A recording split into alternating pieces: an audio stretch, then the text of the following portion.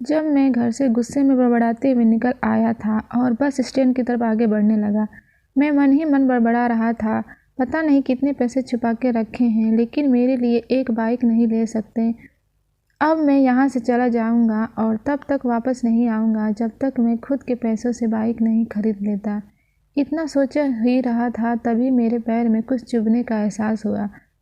नीचे देखा तो समझ आया कि जल्दबाजी में पापा के जूते पहन आया हूँ। उन जूतों में कील उभरी हुई थी जो मेरे पैर में बार बार घाव किए जा रही थी, लेकिन उस समय गुस्सा अधिक था तो मैं बड़बड़ाते हुए आगे बढ़ गया।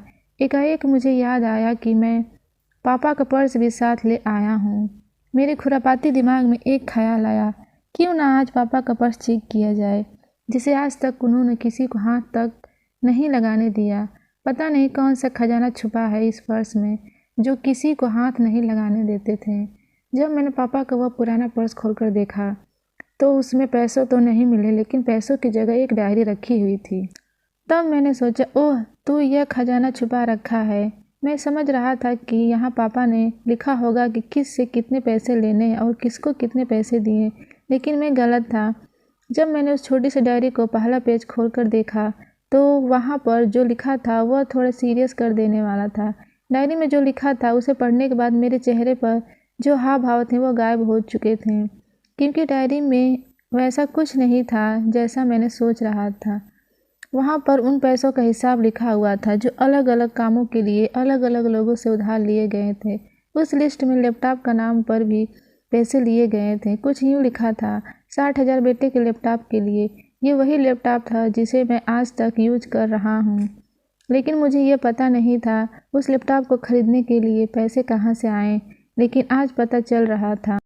मुझे आज भी याद है जब मैंने पहली बार कैमरे के लिए जीत की थी तो मेरे पापा ने मुझे 2 हफ्ते बाद मेरे बर्थडे पर ला कर दिया था, जिसे देखकर मैं बहुत खुश हुआ था। और मुझे खुश देखकर मुझसे कहीं ज़्यादा अगर कोई खुश था तो वह थे पापा। अब मेरे चेहरे से गुस्सा एकदम गायब हो चुका था। जब मैंने आगे का पन्ना पलटा तो वहाँ पर कुछ इच्छाएं लिखी हुई थीं। पहली जो विश थी उसमें जो लिखा हुआ था, अच्छे जूते पहनना। यह बात मेरी कुछ समझ में नहीं आई। तभी मेरा पाँव अचानक सड़क पर भरे हुए पानी पर जा पड़ा और तभी मेरे पाँव में कुछ गीलापन होने का एहसास हुआ। जब मैंने जूता उतार कर देखा तो उसका तल टूटा हुआ था। यह देखकर मुझे डायरी में लिखी बात याद आ गई।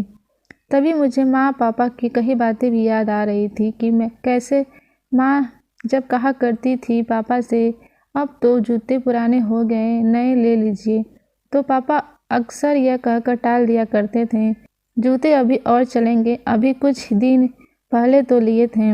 मुझे आज समझ आ रहा था कि कितने दिन और चलेंगे। साथ ही साथ ये भी समझ आ रहा था कि पापा पर्स को क्यों छुपा कर रखते थे। तभी उस डायरी को पढ़ते हुए बस स्टैंड पर पड़ी बेंच पर आकर बैठ गया। अब उस डायरी का आखिरी पन्ना बचा हुआ था। उस पन्ने को जब मैंने पलट कर देखा तो वहाँ कल की तारीख लिखी हुई थी। तारीख के नीचे लिखा हुआ था 60,000 रुपये बाइक के लिए। बस इतना पढ़ा और दिमाग सन्न रह गया। अब मेरे मन में कोई शिकवा गिला नहीं बचा, बस मेरी आंखों से आंसू चले जा रहे थे। मुझे आज तक नहीं पता तब मैं क्यों रोए जा रहा था।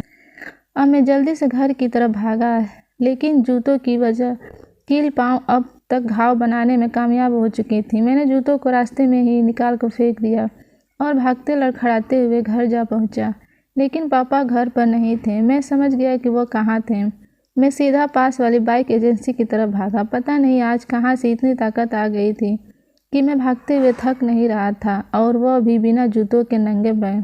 जैसे तैसे मैं बाइक एजेंसी पर पहुंचा। पापा वहीं थे। मैंने पापा को दौड़कर गले लगा लिया और मेरी आंखों से आंसू रुकने का नाम ही नहीं ले रहे थे। पापा को समझ नहीं पा रहे थे आखिर हो क्या रहा है, मैं क्यों रो रहा हूँ। मैंने पापा से कहा, पापा मुझे मोटरसाइकिल नहीं चाहिए, आप अपने लिए जूते ले लीजिए। अब आज से मैं जो भी करूँगा अपनी मेहनत से अपने बलबूते पर पढ़ कर करूँगा।